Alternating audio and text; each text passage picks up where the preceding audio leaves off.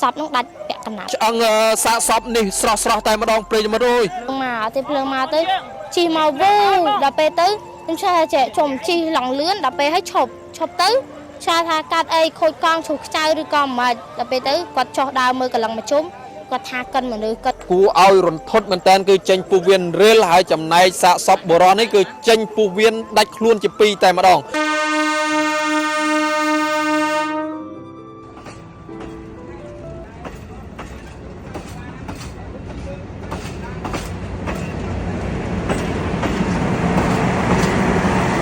បាទគ្រប់នឹងជំរាបសួរប្រិយមិត្តទស្សនិកជនដែលនិយមតាមដាននិងទស្សនាការផ្សាយរបស់អង្គភាព NSP News គណៈស្មានផងដែរម៉ោង 10 យប់ថ្ងៃទី 7 ខែធ្នូឆ្នាំ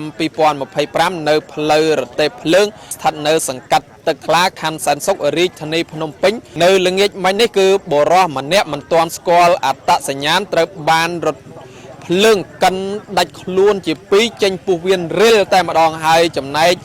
សពនេះគឺប្រជាពលរដ្ឋតែងតែឃើញជនរងគ្រោះគឺតែងតែមកអង្គុយលេងកំសាន្តនៅផ្លូវរទេះភ្លើងជាញឹកញាប់ដែរពេលមកដល់កន្លែងកើតហេតុឃើញរទេះភ្លើងឈប់ហើយបានទាញសាកសពចេញពីរទេះភ្លើងតែម្ដងឲ្យរន្ធត់មែនតើគឺចេញពុះវៀនរិលហើយចំណែកសាកសពបុរសនេះគឺចេញពុះវៀនដាច់ខ្លួនជាពីរតែម្ដងហើយយើងចង់ដឹងព័ត៌មានលម្អិតយ៉ាងណានោះយើងនឹងទៅសម្ភាសសាកសួរជាមួយប្រជាពលរដ្ឋទាំងអស់គ្នាជំរាបសួរបងស្រីចា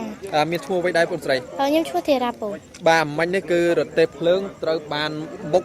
បុរសម្នាក់ដាច់ខ្លួនជាពីរបងអូនបានឃើញសកម្មភាពហ្នឹងឯងបងអូនខ្ញុំបានឃើញបងដំបងគាត់ជិះមកដំបងអាទិភ្លើងនឹងជិះមកអត់ក៏ផ្លេដល់ពេលទៅឈប់នៅចិត្តផ្ទះខ្ញុំដល់ពេលឈប់នៅចិត្តផ្ទះខ្ញុំទៅខ្ញុំឆ្លងថាកាត់អីខ្ញុំស្មានតែជ្រូកខ្ចៅឬក៏កាត់អីចឹងដល់ពេលគាត់ចុះមកមើលគាត់ដើរជុំវិញនឹងហើយគាត់ថាកិនមនុស្សកិនកូនក្មេងចាហើយចំណែករទេះភ្លើងដែលកិនហ្នឹងគឺបុរសហ្នឹងយ៉ាងម៉េចបុរសហ្នឹងគាត់នៅដេកតាមផ្លូវរទេះភ្លើងឬយ៉ាងម៉េចដែរបងស្រីខ្ញុំមិនដឹងថាគាត់ដេកឬមួយក៏គាត់ស្វឹងអីទេព្រោះដោយសារអីពេលថ្ងៃខ្ញុំឃើញគាត់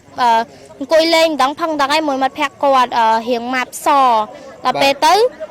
រៀងល្ងិតជាងហ្នឹងបន្តិចគាត់ឃើញមិត្តភ័ក្ដិគាត់ហ្នឹងជាអសង្ឃទៅបាត់ដល់ពេលទៅខ្ញុំឃើញគាត់អង្គុយម្នាក់ឯងខ្ញុំគិតថាអីគាត់អង្គុយល្បីដូចមនុស្សគេធម្មតាអញ្ចឹងណាដល់ហើយរៀងល្ងិតខ្លាំងទៅអត់ទេភ្លើងមកទៅជិះមកវូដល់ពេលទៅខ្ញុំឆ្លងចេះជុំជិះឡងលឿនដល់ពេលឲ្យឈប់ទៅឆ្លាថាកាត់អីខូចកង់ជ្រុះខ្ចៅឬក៏មិនដល់ពេលទៅគាត់ចោះដើរមើលកន្លងមកជុំគាត់ថាកិនមនុស្សគាត់នៅក្នុងមូលដ្ឋាននេះឬក៏អ្នកមកពីចម្ងាយបងអូនស្រីបានស្គាល់ទេខ្ញុំអត់ស្គាល់ទេប្រហែលជាគាត់នៅឆ្ងាយប្រហែលគាត់មិននៅភូមិហ្នឹងឯងអញ្ចឹងគាត់មកពីឆ្ងាយអញ្ចឹងគាត់មកទីនេះរថ្ងៃដែរឬយ៉ាងម៉េចដែរបងអូនស្រីអត់ទេខ្ញុំទាំងឃើញទេបន្ទាប់ពីកិនហើយគឺរទេះភ្លើងបានឈប់ដែរឈប់ទាញសាកសពនឹងចេញពីកន្លែងកាត់ហេតុនៅក្រោមរទេះភ្លើងតែម្ដងគាត់អត់ទាញទេគាត់ដំបងគាត់ឈប់នៅមុខតែខ្ញុំហើយដល់ពេលទៅគាត់ទេតែបលីអត់ដឹងគាត់ទេតែបលីឲ្យថយដឹងមកទេគាត់ទៅពេលគាត់ថយទៅសពនឹងដាច់ពាក់កណាត់ដាច់អូប្រហែលប្រហែលម៉ែត្រដែរបងស្រីអូពីមុខផ្ទះខ្ញុំហ្នឹងនេះមកដល់នេះមុខនេះម្ដុំហ្នឹងចាគឺឆ្ងាយមែនតើចឹងបងស្រីបុរសនឹងប្រហែលវ័យប្រហែលដែរបងស្រី20ជាងបាទបងប្អូនប្រិយមិត្តឥឡូវនេះគឺបុរសម្នាក់ដែលមិនទាន់ស្គាល់អត្តសញ្ញាណត្រូវបានរទេះភ្លើងកិនអូប្រហែល50ម៉ែត្រដាច់ខ្លួនជាពីរនៅនឹងកន្លែងកាត់ហេតុនេះតែម្ដងហើយចំណែកបុរសនេះជាសពមួយដងគឺប្រជាពលរដ្ឋនៅម្ដុំនេះតែងតែឃើញមកអង្គុយ